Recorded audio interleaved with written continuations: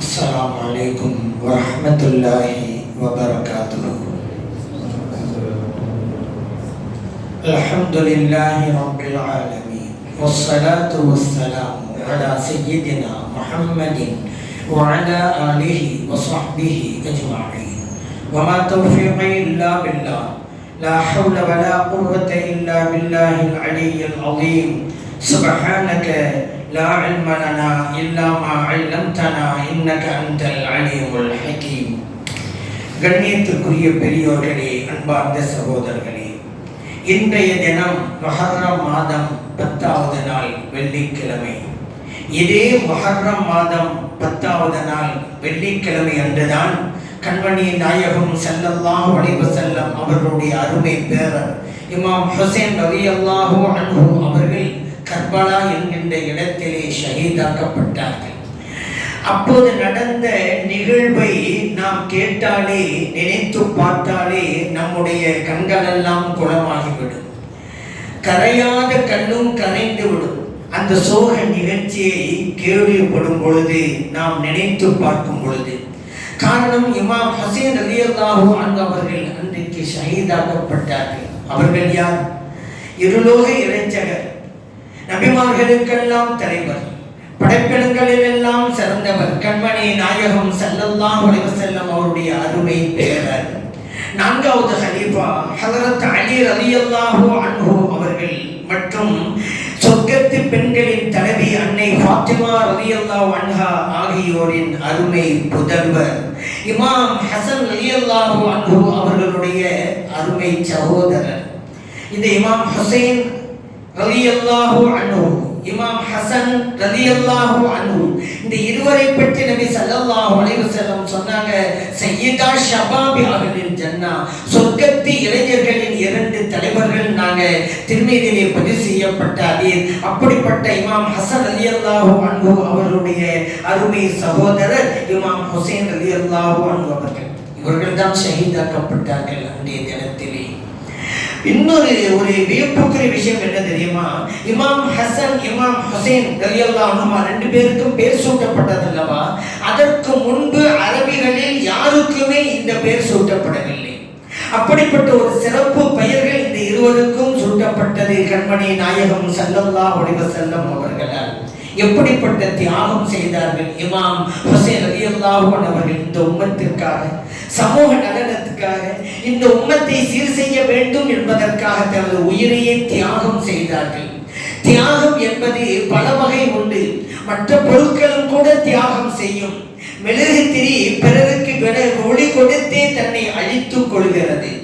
அதே போன்று ஊதுபத்தி பிறருக்கு மனத்தை கொடுத்தே தன்னை அர்ப்பணித்துக் கொள்கிறது, தன்னை அழித்துக் கொள்கிறது. ஆனால் இதுவெல்லாம் அத்துடன் முடிந்து விடுகிறது. மெழுகு திரி தன்னை அழித்துக் கொண்டால் அந்த வாழ்வு அத்துடன் முடிந்து விடும். ஊதுபத்தி மனத்தை கொடுத்து தன்னை அழித்துக் கொண்டு விட்டால் அதனுடைய வாழ்வு அதோடு முடிந்து விடும். ஆனால் மனிதன் அப்படி இல்லை. சமூகத்திற்காக தன்னுடைய உயிரை அர்ப்பணித்தால் என்றென்றும் அவன் வாழ்ந்து கொண்டே இருக்கிறான் என்று அறிஞர் சொன்னது போல இமாம் ஹுசைன் ரலியல்லாஹு அன்ஹு அவர்கள் தன்னுடைய உயிரை இந்த சமூகத்திற்காக அர்ப்பணித்ததால் இன்றைக்கும் வாழ்ந்து கொண்டே இருக்கிறார்கள். இந்த வருடத்திலே 12 மாதங்கள் இறைவன் எப்படி அமைத்து வைத்திருக்கிறான் பார்த்தீர்களா?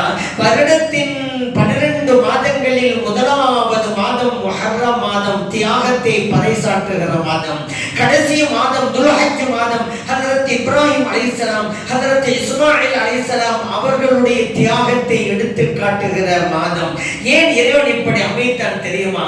வருடத்தின் தொடக்கமும் தியாகம், இறுதியும் தியாகம் என்றால் ஒவ்வொரு இஸ்லாமியனும் வருடம் முழுவதும் தியாக வேட்கையோடு தான் வாழ வேண்டும் என்கின்ற பாடத்தை இது சொல்லித் தருகிறது.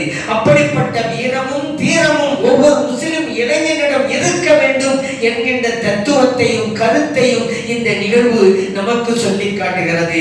அந்த இமாம் ஹுசைன் ரலியல்லாஹு அன்ஹு அவர்கள் ஹிஜ்ரி 61 அவர்களுடைய வயது 57 வெள்ளிக்கிழமை அன்று ஷஹீதாக்கப்பட்டார்கள். நபி ஸல்லல்லாஹு அலைஹி வஸல்லம் அவர்கள் இவர்கள் ஷஹீதாக்கப்படுவார்கள் என்பதை முன்கூட்டியே சொல்லிவிட்டு தான் சென்றார்கள். உம்முல் ஃபضல் ரலியல்லாஹு அன்ஹா அவங்க சொல்றாங்க, நான் ஒரு கனவு கண்டேன். நபி ஸல்லல்லாஹு அலைஹி வஸல்லம் அவர்கிட்ட போய் யா ரசூலல்லாஹ் நான் ஒரு கனவு கண்டேன், ஒரு மோசமான கனவு அப்படின்னாங்க. என்ன கனவு கண்டீங்க சொல்லுங்க நாங்க. நபி ஸல்லல்லாஹு அலைஹி வஸல்லம் அவர்கள் யா ரசூலல்லாஹ் அது மோசமான கனவாயிச்சே, பரவாயில்ல சொல்லுங்க அப்படின்னா நபி ஸல்லல்லாஹு அலைஹி வஸல்லம் அவர்கள் உம்முல் ஃபضல் ரலியல்லாஹு அன்ஹா சொன்னாங்க, யா ரசூலல்லாஹ் உங்களுடைய புனிதமான திருமேனியிலே இருந்து ஒரு சதை துண்டு துண்டிக்கப்பட்டு எனது மடியிலே வைக்கப்படுவதாக நான் கண்டேன் என்றார்கள். நபி ஸல்லல்லாஹு அலைஹி வஸல்லம் சொன்னாங்க, நல்ல கனவை தாங்க நீங்க கண்டிருக்கிறீங்க. நீங்க கண்ட கனவின் விளக்கம் என்ன தெரியுமா? எனது அருமை மகளார் ஃபாத்திமா ரலியல்லாஹு அன்ஹா அவர்கள் ஒரு ஆண் குழந்தை ஈன்றெடுப்பார்கள், அந்த ஆண் குழந்தை உங்களுடைய பராமரிப்பிலே வளரும் என்பதுதான் இந்த கனவனுடைய விளக்கம் என்றார்கள். உம்முல் ஃபضல் ரலியல்லாஹு அன்ஹா அவங்க சொல்றாங்க, நபி ஸல்லல்லாஹு அலைஹி வஸல்லம் சொன்னது மாதிரி ஃபாத்திமா ரலியல்லாஹு அன்ஹா ஆண் குழந்தை ஈன்றெடுத்தாங்க. அவங்க தான் இமாம் ஹுசைன் ரலியல்லாஹு அன்ஹு என்னுடைய பராமரிப்புல தான் அவங்க இருந்து வந்தாங்க. ஒரு நாள் அவர்கள் எடுத்துக்கொண்டு நபி ஸல்லல்லாஹு அலைஹி வஸல்லம் அவங்ககிட்ட போய் கொடுத்தேன், வாங்கினாங்க, மடியில வச்சுக்கிட்டாங்க. பிறகு எனது கவனம் வேறு பக்கம் திரும்பிடுச்சு. நபி ஸல்லல்லாஹு அலைஹி வஸல்லம் அவர்களை மீண்டும் பார்க்கிறேன், அவருடைய கண்களிலிருந்து கண்ணீர் தாரி தாரியாக வடிந்து கொண்டே இருக்கிறது, கண்ணீர் வடித்துக் கொண்டிருக்கிறார்கள். நான் அதிர்ந்து போனேன், என்ன காரணமாக இருக்கும் என்று. யா ரசூலல்லாஹ் அபி அன்த வ உம்மி, என்னை ஈன்றெடுத்த தாயும் தந்தையும் தங்களுக்கு அர்ப்பணம் ஆகட்டும். யா ரசூலல்லாஹ் ஏன் அழுறீங்கன்னு கேட்டேன். நபி ஸல்லல்லாஹு அலைஹி வஸல்லம் சொன்னாங்க, இன்ன உம்மத்தி சதபத்துலு இப்னி ஹாதா, எனது உம்மத்தினர் இந்த பிள்ளையை பின்னால் கொண்டு போட்டு விடுவார்கள் என்பதை நினைத்துத்தான் நான் அழுகிறேன் அப்படின்னாங்க. இப்போ நான் கேட்டேன், இந்த குழந்தையா அதுவும் உங்கள் உம்மத்தினரா என்று கேட்டேன். நபி ஸல்லல்லாஹு அலைஹி வஸல்லம் சொன்னாங்க, ஆமா என் உம்மத்து தான் இந்த இவரை கொலை செய்து விடுவார்கள். ஜிப்ரீல் அலைஹிஸ்ஸலாம் அவர்கள் இப்போது வந்து இந்த செய்தியை சொல்லிவிட்டு சென்றார்கள். அது மட்டுமல்ல, இவர்கள் ஷஹீதாக்கப்படுகிற இடத்திலிருந்து சிவப்பு நிறம் கொண்ட மண்ணையும் என்னிடம் கொண்டு வந்து காட்டிவிட்டு தான் சென்றார்கள் என்றார்கள் நபி ஸல்லல்லாஹு அலைஹி வஸல்லம் அவர்கள். இந்த ஹதீஸை இமாம் பைஹக்கி ரஹ்மத்துல்லாஹி அலைஹி அவர்கள் தலாயிலுன் நுபுவாவுல பதிவு செஞ்சிருக்கிறாங்க. இந்த நிகழ்ச்சி நடந்த போது கூட உரியவர்களுக்கு தெரிவித்திருக்கிறார்கள் நபி ஸல்லல்லாஹு அலைஹி வஸல்லம் அவர்கள். சல்மா ரலியல்லாஹு அன்ஹா சொல்றாங்க, நான் நபி ஸல்லல்லாஹு அலைஹி வஸல்லம் அவருடைய துணைவியார் உம்மு சலமா ரலியல்லாஹு அன்ஹா அவருடைய வீட்டுக்கு போனேன். அப்ப அவங்க அழுதுட்டு இருந்தாங்க. மா யுபகி, ஏன் அழுவுறீங்க அப்படின்னு நான் கேட்டேன். அப்ப அவங்க சொன்னாங்க, இப்பதான் நபி ஸல்லல்லாஹு அலைஹி வஸல்லம் அவங்களை கனவுல பார்த்தேன், அவர்களுடைய தலையிலும் தாடியிலும் மண் படிந்திருந்தது.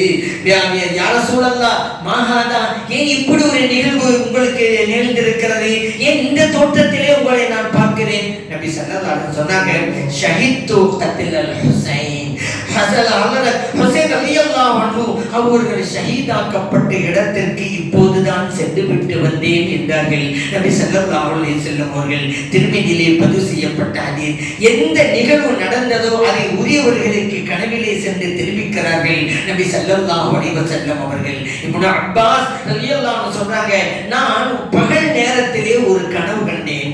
அந்த கனவிலே நபி ஸல்லல்லாஹு அலைஹி வஸல்லம் அவர்களை பார்த்தேன். அவர்கள் தலைமுடி கலைந்தவர்களாகவும் அவருடைய புனித மேனியிலே புழுதி படிந்தவர்களாகவும் பார்த்தேன். அவருடைய கையிலே ஒரு பாட்டில் இருந்தது, அந்த பாட்டிலே இரத்தம் இருந்தது. அபி அந்த உம்மி யா ரசூலல்லாஹ், என்னை ஈன்றெடுத்த தாயும் தந்தையும் தங்களுக்கு அர்ப்பணம் ஆகட்டும் யா ரசூலல்லாஹ், இது என்ன என்று நான் கேட்டேன். அவர்கள் சொன்னார்கள், ஹதா தமுல் ஹுசைன் வ அஸ்ஹாபிஹி, இது இமாம் ஹுசைன் ரலியல்லாஹு அன்ஹு அவர்கள் சிந்திய இரத்தம். அதே போன்று அவர்கள் கூட இருந்தார்களே, அவர்கள் இரத்தம் என்றார்கள்.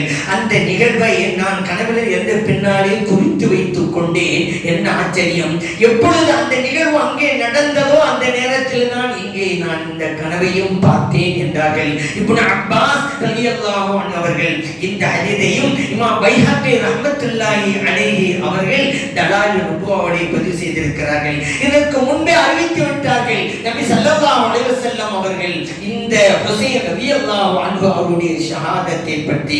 இப்பொழுது யஸீத் அவர் இருக்கிறார், முஆவியா ரலியல்லாஹு அன்ஹு அவங்க தான் அமீரா இருந்தாங்க. சிரியாவிலே திமஷ்க் என்று அரபியில சொல்லுவாங்க, நாமெல்லாம் டமாஸ்கஸ் அப்படின்னு வரலாற்றில் படிச்சிருப்போம். அங்கதான் முஆவியா ரலியல்லாஹு அன்ஹு அமீராக இருந்தாங்க முஸ்லிம்களுக்கு. அவருடைய கடைசி நேரத்திலே அவருடைய மகன் யஸீதை தனக்கு பிறகு அமீராக நியமித்து விட்டு சென்று விட்டார்கள். ஆனால் இமாம் ஹுசைன் ரலியல்லாஹு அன்ஹு நான் யஸீதிற்கு பையத்து செய்து கொடுக்க மாட்டேன் என்பதிலே பிடிவாதமாக இருந்தார்கள், தெளிவாக இருந்தார்கள். காரணம், மக்களாட்சி வேண்டும், மன்னராட்சி கூடாது, குடியாட்சி வேண்டும், முடியாட்சி கூடாது. இப்படி இருந்தால் யஸீத் தான் அமீர் என்று சொன்னால் இனிமே குடும்ப ஆட்சித்தான் ஒருவர் பின் ஒருவராக நகர்ந்து கொண்டே இருக்கும். இதற்கு நான் அனுமதிக்க மாட்டேன் என்றுதான் பையத்து செய்து மறுத்து விட்டார்கள். ஆனால் பல்வேறு வகைகளிலே நிர்பந்தித்தார்கள், வலியுறுத்தினார்கள். ஆகவேதான் மதீனா ஷரீஃபில் இருந்து மக்காவுக்கு வந்து விட்டார்கள் இமாம் ஹுசைன் ரலியல்லாஹு அவர்கள். நாம் மதீனாவில் இருக்கிற வரைக்கும் இப்படி நிர்பந்தத்தை கொடுத்துக்கிட்டு தான் இருப்பாங்க, நம்ம போயிடுவோம் மக்காவுக்கு. ஆனால் மக்கா வந்ததற்கு பிறகு கூபா வாசிகள் எல்லாம் கடிதம் எழுதுகிறார்கள் இமாம் ஹுசைன் ரலியல்லாஹு அவர்களுக்கு. நாங்கள் பாதிக்கப்பட்டிருக்கிறோம், நீங்கள் எங்களுக்கு அமீராக கலீஃபாவாக இருங்கள், நாங்கள் பையத்து செய்து கொடுக்கிறோம், நாங்கள் அநீதம் இழைக்கப்பட்டு கொண்டிருக்கிறோம், இதிலிருந்து எங்களுக்கு விடுவியுங்கள், ஆகவே நீங்கள் வர வேண்டும் என்று கடிதத்திற்கு மேல் கடிதத்தை எழுதி கொண்டே இருக்கிறார்கள். ஆகவேதான் இமாம் ஹுசைன் ரலியல்லாஹு அவர்கள் கூபாவிற்கு போக வேண்டும் என்கின்ற முடிவுக்கு வந்து விட்டார்கள். ஆனால் அந்த மக்காவிலே இருந்த இப்னு உமர் ரலியல்லாஹு அன்ஹு அவர்களும் அப்துல்லாஹ் இப்னு சுபைர் ரலியல்லாஹு அன்ஹு சொன்னாங்க, போகாதீங்க, கூபாவுக்கு நீங்க போகாதீங்க. கூபா வாசிகள் யார்? உங்களது சகோதரர் இமாம் ஹசன் ரலியல்லாஹு அன்ஹு அவர்களை கொலை செய்தவர்கள் அல்லவா? அந்த கூட்டம் எழுதிய கடிதத்தை நம்பியா போகிறீர்கள்? அவர்கள் வாக்குறுதி மாறுவார்கள், கொடுத்த சொல் பிரகாரம் நடக்க மாட்டார்கள், ஆகவே நீங்க போகாதீங்க அப்படிங்கிறாங்க. இமாம் ஹுசைன் ரலியல்லாஹு அன்ஹு போனாங்க. காரணம் என்ன அப்படின்னு சொன்னா, இந்த சஹாபிகளுடைய கூற்றுக்களை எல்லாம் மீற வேண்டும் என்பதல்ல, அநீதம் இழைக்கப்பட்டிருக்கிறார்கள் என்றால் அவர்கள் எங்களுக்கு உதவி செய்யுங்கள் என்று கேட்கிறார்கள் என்றால் எனக்கு கடமை, நான் அங்கு செல்ல வேண்டும், அவர் உதவி செய்ய வேண்டும். இதுதான் நபி ஸல்லல்லாஹு அலைஹி வஸல்லம் அவருடைய குடும்பத்தினுடைய உயர்ந்த பண்பாடு. சென்றால் உயிருக்கே ஆபத்து, ஆனாலும் கூட செல்கிறார்கள். ஏன்? இங்கே சுயநலம் இல்லை, பொது நலம் தான். எனது உயிருக்கே ஆபத்து ஏற்பட்டால் பரவாயில்ல, பாதிக்கப்பட்டவர்கள் உதவி செய்து கேட்கும் பொழுது அவர் உதவி செய்யாம எப்படி முடியும்? என் உயிரை விட மற்றவர்களுடைய அந்த நலன் தான் முக்கியம், அந்த நலனை கொடுப்பதற்காக அங்கே செல்கின்றார்கள். இங்குதான் இமாம் ஹுசைன் ரலியல்லாஹு அன்ஹு அவர்கள் ஸல்லல்லாஹு அலைஹி வஸல்லம் குடும்பத்தினர் என்பதை பறைசாற்றிக் கொண்டிருக்கிறார்கள். ஏன்னா சில பேர் சொல்லுவாங்க, ஏங்க அதான் பெரிய சஹாபா பெருமக்கள்லாம் சொன்னாங்கல்ல போக வேணாம், அவங்கள நம்பி போக கூடாது அப்படின்னு, அப்பயும் போனாங்க என்று சில பேர் கேட்பார்கள். சொன்னாங்கதான், சாமானியரா இருந்தா போக மாட்டாங்க தான், ஏன் நம்ம போகணும், நம்முடைய உயிரை கொடுக்கணும்னு. ஆனா அவங்க நபி ஸல்லல்லாஹு அலைஹி வஸல்லம் குடும்பத்தினர், ஒருவன் பாதிக்கப்பட்டிருக்கிறான், நன்றி விளைக்கப்படுகிறான், என்னுடைய உதவியை கேட்கிறான் என்றால் எனக்கு எந்த ஆபத்து வந்தாலும் பரவாயில்லை, அவனுக்கு நான் உதவி செய்வேன். இதுதான் உயர்ந்த பண்பாடு, உயர்ந்த குடும்பத்தில் வந்தவர்கள் அல்லவா. ஆகவேதான் பொதுவாகவே இந்த கூபிகள்லாம், கூபா வாசிகள் எல்லாம் மாறு செய்யக்கூடியவர்கள் தான். அது பல்வேறு வகைகளிலே நடந்தும் இருக்கிறது. அதனாலதான் அரபி மொழியிலே கூட சொல்லுவாங்க, அல் கூபி லா யூபி வலவுக்கான சூபி அப்படிம்பாங்க. இந்த கூபி இருக்கிறாரு, கூபா வாசிகள்லாம் கொடுத்த சொல்ல காப்பாற்ற மாட்டாங்க, கொடுத்த வாக்குறுதியை அவங்க செய்ய மாட்டாங்க. அவர் சூபியாக இருந்தால் சரிதான், நல்லவரா இருந்தால் சரிதான், இந்த விஷயத்துல பின்வாங்கிடுவாரு. அங்கே அப்படிதான் நடந்தது. ஏன் பின்வாங்குறாங்க? அவர்கள் கடிதம் எழுதிய நேரத்தில் எல்லாம் உளப்பூர்வமாகத்தான் இருந்தார்கள். ஆனால் யஸீதுடைய பிடி நெருங்குகின்ற போது, தன்னுடைய உயிருக்கே ஆபத்து என்கின்ற போது பின்வாங்கிட்டாங்க. இவர்கள் தான் கூபாவாசிகள். அதனாலதான் அப்துல்லாஹ் இப்னு உமர் ரலியல்லாஹு அன்ஹு அவங்கள்ட்ட ஒரு கூபாவாசி ஒரு சட்டம் கேட்டாரு. அந்த இஹ்ராம் அணிந்திருக்கும் போது, ஹஜ்ஜுக்காகவோ உம்ராக்காவோ இஹ்ராம் கட்டிட்டு இருக்கும் போது கொசுவை கொல்லலாமான்னு கேட்டாரு. அப்துல்லாஹ் இப்னு உமர் ரலியல்லாஹு சொன்னாங்க, என்ன ஆச்சரியமா இருக்கு, நபி ஸல்லல்லாஹு அலைஹி வஸல்லம் அவருடைய பேர பிள்ளையை கொண்டு போட்டவர்கள் இன்னைக்கு கொசுவை கொள்ளலாமா என்று சட்டம் கேட்டுக் கொண்டிருக்கிறார்கள் அப்படின்னாங்க. ஆச்சரியமாக புகாரிலே பதிவு செய்யப்பட்ட ஹதீஸ். அந்த கூபா வாசிகள் தான் இமாம் ஹுசைன் ரலியல்லாஹு அன்ஹு அவர்கள் ஷஹீதாக்கப்பட்டதற்கு காரணமாக இருந்தார்கள். சொன்ன சொல் என்றைக்குமே மாறக்கூடாது, அதை எப்பவுமே நினைவிலே வைங்க. சொல் வாக்கு காப்பாற்றினால் தான் சமூகத்திலே செல் வாக்கு கிடைக்கும் அப்படின்னு சொல்லுவாங்க. அதே போல நாம் ஒரு வாக்குறுதியை கொடுத்து விட்டால் அது கண்ணிலே செதுக்கப்பட்டதை போல இருக்க வேண்டுமே தவிர ஓடும் தண்ணீரிலே எழுதப்பட்டதாக இருக்கக்கூடாது. மழையே சாய்ந்தாலும் சொல் வாக்கு சாயக்கூடாது. உயிரே போனாலும் உரைத்த சொல் மாறக்கூடாது அப்படிம்பாங்க. ஆனா அந்த கூபா வாசிகள் மாறினாங்க. அதனாலதான் அந்த கர்பலா நிகழ்ச்சியே நடந்தது. கர்பலா அப்படிங்கிறவங்கள அது ஒரு இடத்தினுடைய பெயர். இமாம் ஹுசைன் ரலியல்லாஹு அன்ஹு அவர்கள் அவருடைய குடும்பத்தினரோடும் அவர்களுக்கு தெரிந்த சிலரோடும் போறாங்கல்ல, கர்பலாங்கிற இடத்துலதான் அந்த யஸீதுடைய படை நிறுத்துகிறது. அந்த நேரத்தில் கூபாவுல கவர்னரா இருந்தவர் உபைதுல்லா இப்னு ஜியாத் சொல்லுவாங்க. அவர் அனுப்பிய படை தடுத்து நிறுத்துகிறது, இந்த கர்பலாவை விட்டு நீங்க நகரக்கூடாது அப்படின்னு. ஒரு இடத்தினுடைய பெயர் தான் கர்பலா. ஆனா அதிலே பாருங்க, ஹுசைன் ரலியல்லாஹு அன்ஹு அந்த இடத்துல தடுத்து நிறுத்தப்பட்ட போது கேட்கிறாங்க, இந்த இடத்துக்கு பேர் என்ன? அம்மத்தவங்க சொன்னாங்க கர்பலா. ஓ, கர்புன் வபலா அப்படின்னாங்க. அப்படித்தான் நடந்தது. அரபி மொழியில கருபு என்றால் துன்பம், சிரமம், கஷ்டம், பலா என்றால் சோதனை. கர்பலா கருபுன் வபலா அப்படி பிரிச்சாங்க. அப்படித்தான் நடந்து விட்டது.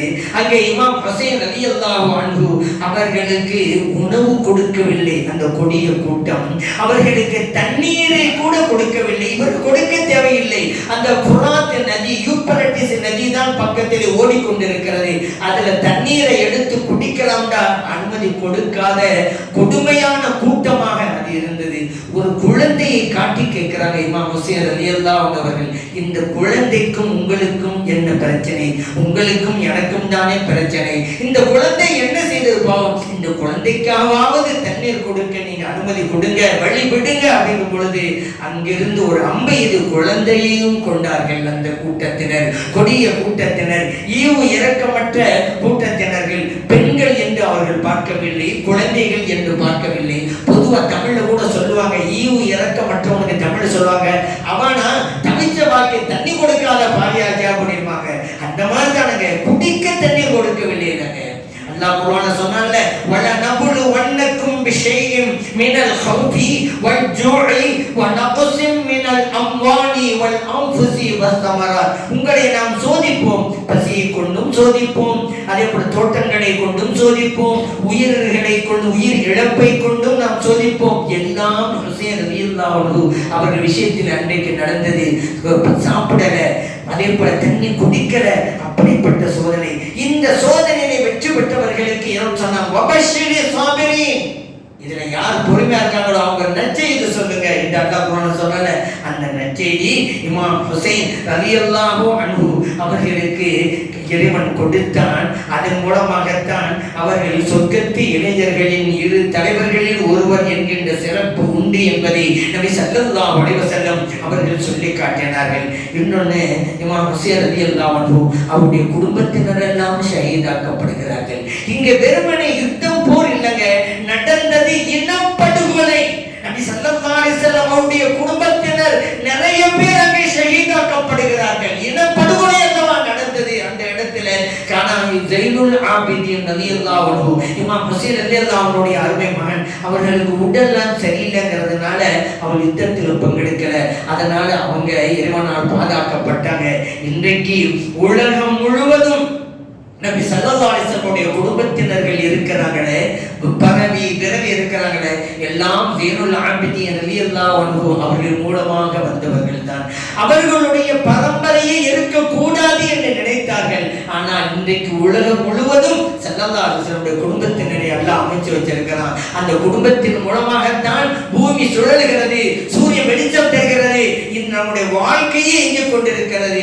அது நமக்கு தெரியாது, ஆனால் அதுதான் உண்மை. அப்படி இறைவன் அமைத்து விட்டான். அந்த ஹுசைன் ரலியல்லாஹு அன்ஹு அவருடைய மகன் ஸைனுல் ஆபிதீன் ரலியல்லாஹு அன்ஹு அவங்க மூலமா தானே இன்னைக்கு அவரோட குடும்பம் வந்துட்டுன்னு சொன்னோம். இது அந்த நேரத்தில் ஒன்று சுட்டி காட்டணும். ஆசிபுனு வாயில் என்பவன் ஸல்லல்லாஹு அலைஹி வஸல்லம் அவர்கள் மக்காவில் இருந்தபோது அவருடைய அருமை மகன் அப்துல்லா ரலியல்லாஹு அன்ஹு, அவங்களதான் தொய்யிபி என்றும் தாஹிர் என்றும் சொல்லுவாங்க. அன்னை ஹதீஜா ரலியல்லாஹு அன்ஹா அவங்க மூலம் பிறந்தவங்க தான் அப்துல்லா ரலியல்லாஹு அன்ஹு. சின்ன பிள்ளையா குழந்தையா இருந்தபோது வஃபாத் ஆயிட்டாங்க. இந்த நேரத்தில் ஆசிபுனு வாயில் சொன்னான், நபி ஸல்லல்லாஹு அலைஹி வஸல்லம் அவர்கள் அப்தல் அப்படின்னா சந்ததி அற்றவர். சந்ததி என்பது ஆண் குழந்தை மூலமாகத்தான வாரிசு வரும். இப்ப ஸல்லல்லாஹு அலைஹி வஸல்லம் ஆண் குழந்தை என்பது இல்லாம போயிடுச்சுல. அப்துல்லா ரலியல்லாஹு அன்ஹு வஃபாத் சின்ன குழந்தை இல்லை, அவன் சந்ததியற்றவர் என்று அவன் சொன்னான்.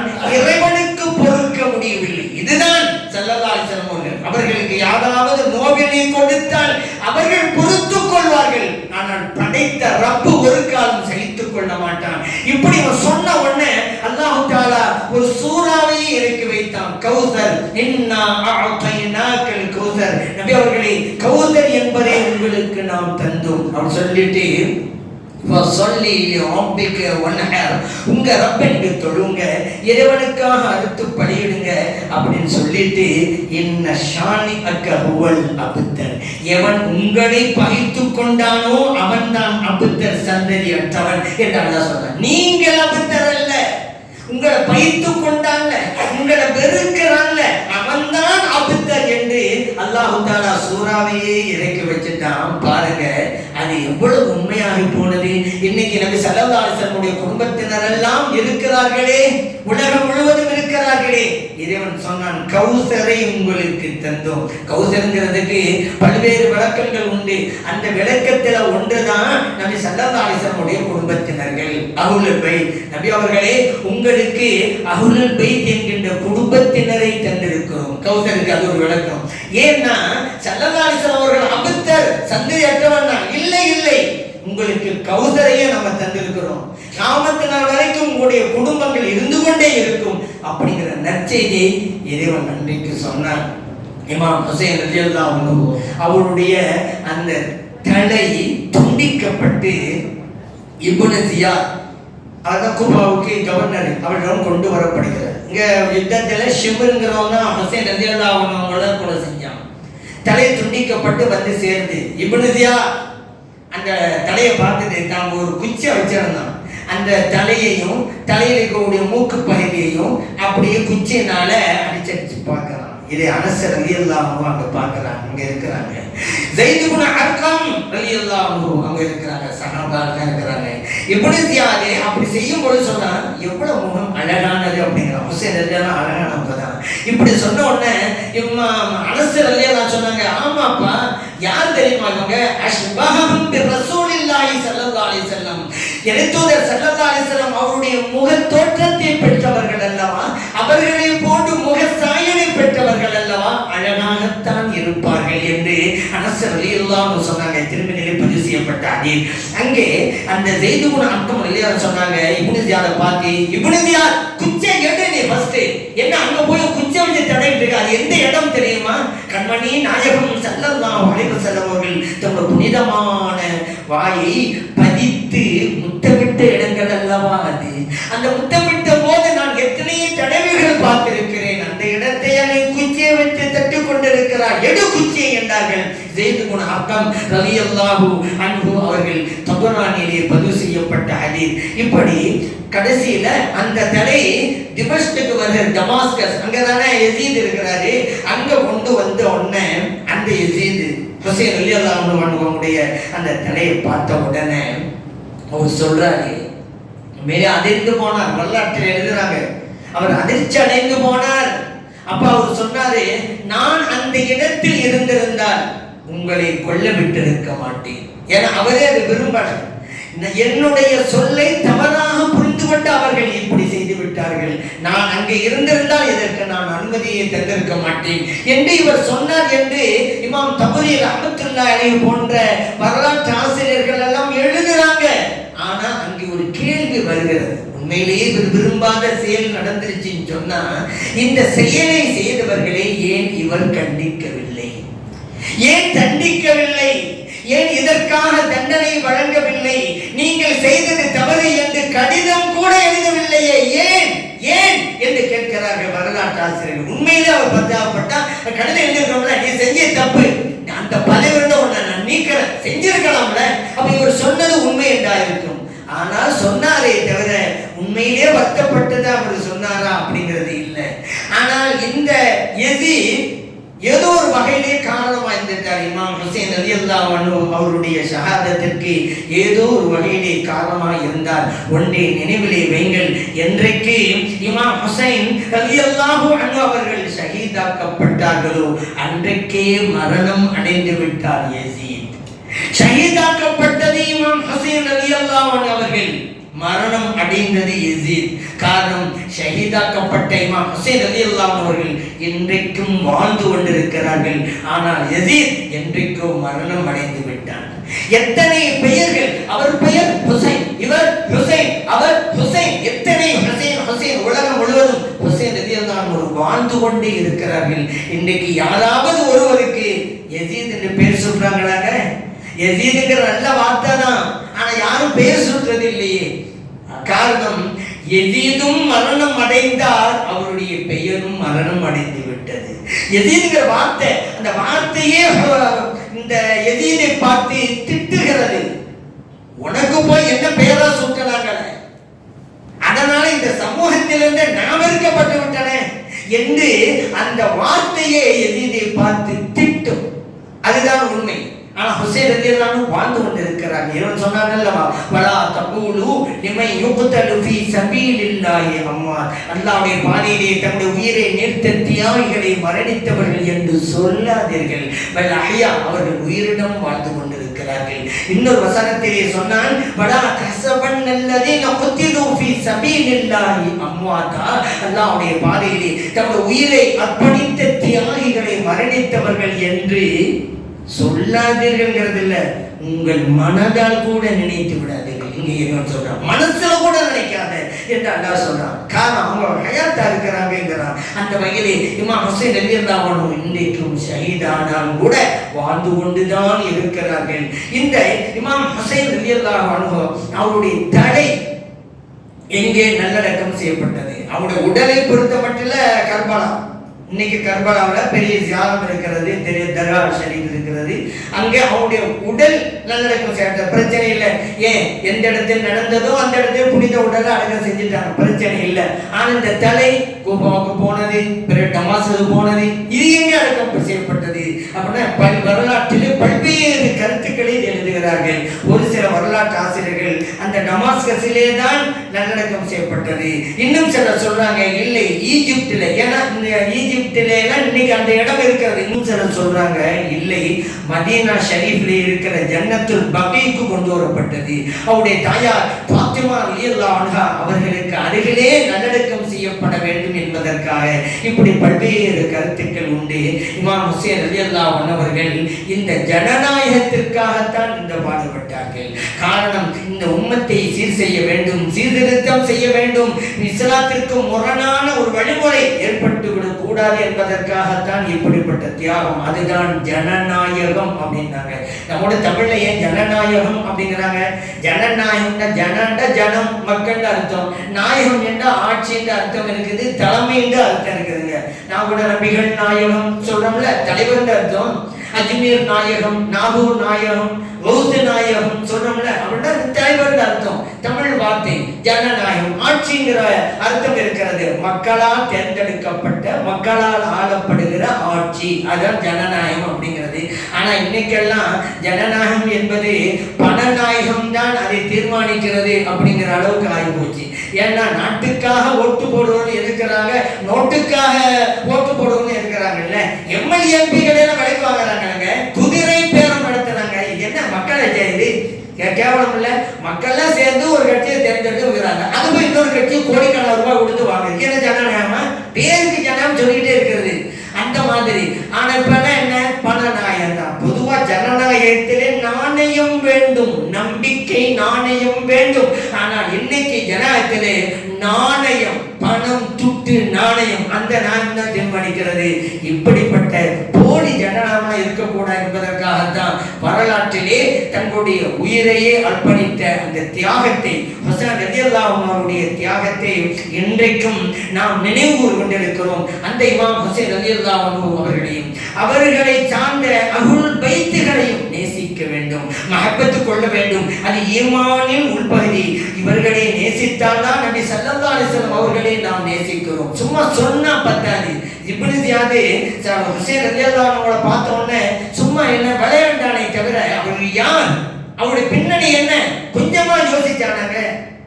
யோசிக்கல. ஏன் யோசிப்பதற்குண்டான வாய்ப்பு அவன்கிட்ட இல்லை. அருமை பெருமை தெரிந்தால் தானே. இரண்டு கண்களும் தெரியாத குருடன்ட்ட போய் சூரிய வெளிச்சத்தை பத்தி கொஞ்சம் சொல்லுப்பாண்டா சொல்லுவானா? நாசி இல்லாதவனும் பூவின் வாசனையை பற்றி கேட்டால் சொல்ல தெரியுமா? நபி ஸல்லல்லாஹு அலைஹி வஸல்லம் மஹப்பத் இல்லாத வேண்டும். அவருடைய குடும்பத்தை பற்றி கேட்டால் என்ன தெரியும்? அதனால மஹப்பத்தி அப்படிங்கிறது உளப்பூர்வமாக இஹ்லாஸா அமையணும், மார்க்கத்துக்கு உட்பட்டு நடக்கணும். ஆனால் இன்னைக்கு சில பேர் நாம் மஹப்பத்து வைக்கணும் அப்படின்னு சொல்லிக்கிட்டு மார்க்கத்திலே முரணான வகையெல்லாம் செய்து கொண்டிருக்கிறார்கள், தீ மிதிக்கிறார்கள், பஞ்சா நடத்துகிறார்கள், அதுபோல் மாரடித்துக் கொள்கிறார்கள். இப்போ மார்க்கம் அனுமதித்ததா? இதெல்லாம் தன்னைத்தானே வரித்துக் கொள்வது மார்க்கத்திலே கூடாதுங்க. எப்படிங்க இதெல்லாம் கூடும்? அதேபோல இன்னும் சில பேர் ஐதீகம், முஹர்ரம் பெற ஒன்னிலே இருந்து 10 முடிகிற வரைக்கும் அசைவ உணவு சாப்பிடக்கூடாது. எந்த கிதாப்ல இருக்கு? எந்த குர்ஆன்ல இருக்கு? எந்த ஹதீஸ்ல இருக்கு? எந்த இமாம்கள் இப்படி சொல்லியிருக்கிறாங்க? நான் கேட்கிறேன். அப்படியெல்லாம் இருக்கிறார்கள். அதே போல கணவன் மனைவி சேரக்கூடாது. எங்கெங்க இருக்கிறது? இதுவனா அவர்கள் உருவாக்கியதுதான், துக்கத்தை வெளிப்படுத்துகிறோம் என்று. இந்த மாதிரி மார்க்கத்திற்கு முரணானவைகளை மார்க்கம் என்கின்ற பெயரிலே செய்யக்கூடாது. ஆனால் மஹப்பத் என்பது உளப்பூர்வமாக இருக்க வேண்டும். அப்படிப்பட்ட நேசத்தையும் பாசத்தையும் இல்லாமல் இறைவன் நமது அனைவருக்கும் தந்தல்வானாக. ஆமீன். அல்ஹம்துலில்லாஹி ரப்பில் ஆலமீன்.